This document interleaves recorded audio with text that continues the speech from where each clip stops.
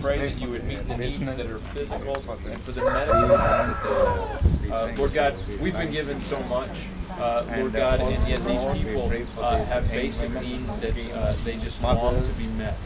We pray, Lord, for a strengthening of fellowship amongst these people. Lord God, that they would continue to know the unity and the love, Lord, as you provide to others, or that you can provide to them. Lord, you are the giver of the seed, the giver of bread. Lord, you are the giver of all things. We pray for their pastor, Lord, the one who shepherds them. Lord, that you continue to give him wisdom and guidance, Lord, in all things, that these people would be taken care of. Lord, the precious in your sight, Lord, that you would comfort them in their struggles. And we just thank you and praise you for all your mighty works. In Jesus' name. Amen. Would you put the resources that this family and these families need for daily strength? Part of the prayer that your son taught us was just give us today our daily bread. So I pray today that we would learn even from them that we live day by day trusting in your hand to feed us, to give us water to drink, to give us the basic things that we might need if we are sick, to provide healing and health, and if we are needy, to give us that which we need. Most of all, we thank you for pouring out upon us your love that is ever with us. And I pray for Pastor Andrew, for Pastor Moses, for Pastor Sam, for those who provide spiritual strength, their leaders, that you might give them special anointing, power from above to minister to the needs of all. Was grace that taught my heart to fear, and grace my fears relieved. How precious did that grace appear, the hour I first believed.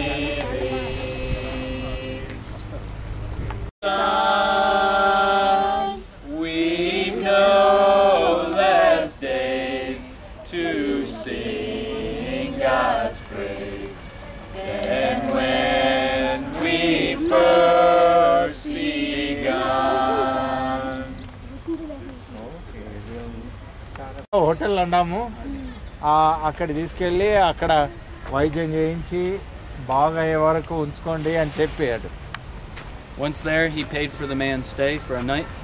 ఆ తర్వాత తన బిల్లంతా కట్టి ఈ సమరయుడు మళ్ళీ వచ్చినప్పుడు ఏమైనా ఉంటే నేను అది కూడా కట్టేస్తానని చెప్పాడు. That's all. And the story shows the compassion that Jesus showed for us. అయితే ఈ కథను యేసు ప్రభు చెప్తూ ఆయన మన పట్ల కూడా ఈ రీతిగానే ప్రేమిస్తూ ఉన్నాడనే ఆ కరుణా కటాక్షాన్ని మనకు చూపిస్తూ ఉన్నాడు. ప్రభు చేసినది ఉత్సాహించి ఉత్సాహించి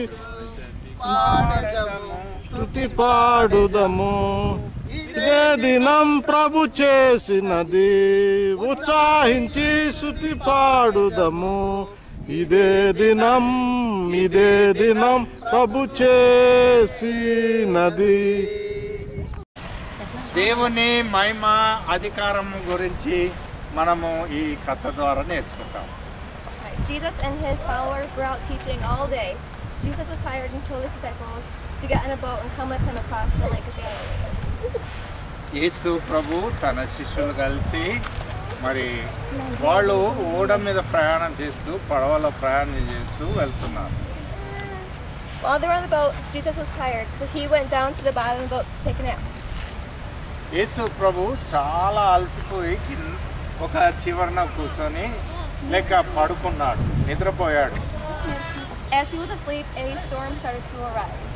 అయితే ఒక గాలి దుమారము వచ్చి పెద్ద తుఫాన్ అయిపోయింది.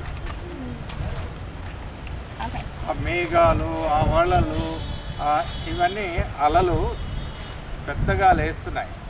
The waves started to get bigger and dark clouds started to come up. అందరు శిష్యులు వణికిపోతూ భయపడుతూ ఉన్నారు.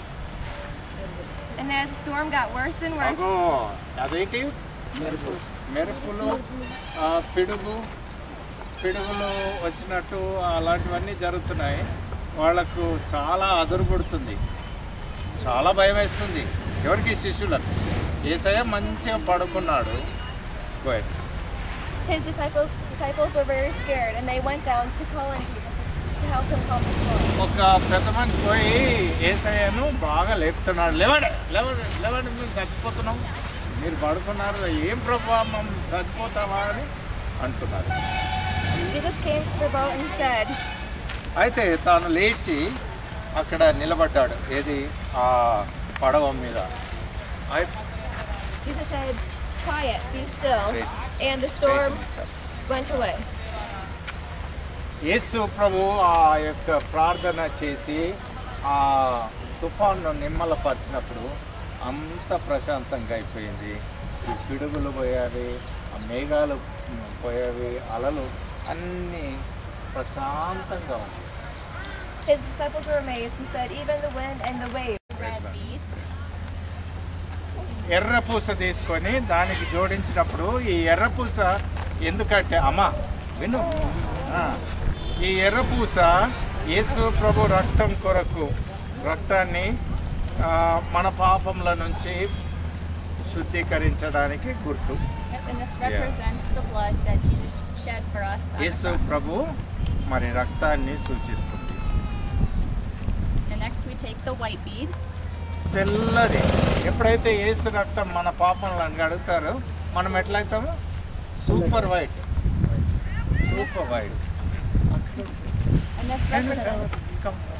ఈ సూపర్ వైట్ అంటే తెలుసు కదా.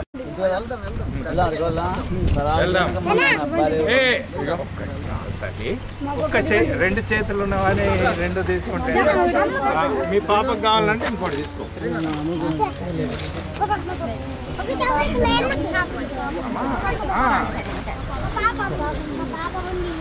The grade is great and stop it and we'll have it. That's enough.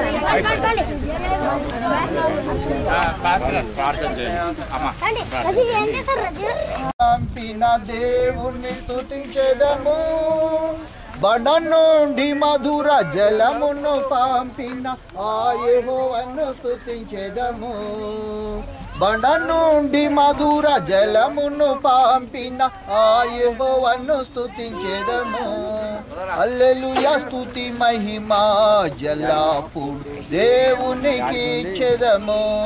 హల్లెలూయా, స్తుతి మహిమా జలాపుడు దేవునికి ఇచ్చెదము. ఆకలి కదా? समझते आप सुनो, समझते हो? देखे तो भी मालूम पड़ जाता. भूख लग रहा था, ఆకలి అవుతుంది. ఆకలి అయినప్పుడు ఏమన్నాడంటే వాళ్ళ శిష్యులను ఏం చేస్తాడు, వాళ్ళు అడుగుతారు, ఇంతమందికి ఎక్కడ పెడదాం, ఇంతమందికి ఎంత వండుదాం? అక్కడ 5,000 మంది, 5,000 लोग थे. వాళ్ళ దగ్గర డబ్బులు ఆ టైంలో లేవు.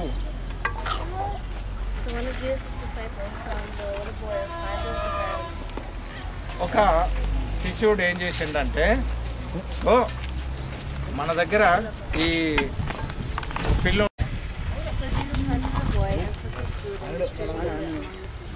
ఆ తర్వాత ఏం చేసిండంటే ఈ లంచ్ బాక్స్ను యేసయ్యకి ఇస్తే యేసయ్య దాన్ని దీవించి అందరికి పంచుతుండట. ఈ 5,000 మంది 5 రొట్టెలు 2 చేపలను తింటూ మంచిగా కడుపు నిండా విను, కడుపు నిండా ఉండట. Yes, that's the book for me. I stand alone on the word of God, the Bible. Keep going. Okay. Times and then we'll stop. We'll teach them. And teach them. Okay. They can catch you. Bible. Yes, that's the book for me. I stand alone on the word of God, the Bible.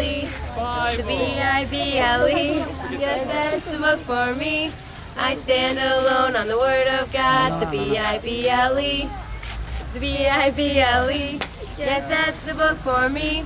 I stand alone on the word of God, the Bible. Okay. I stand alone on the word of God, the Bible.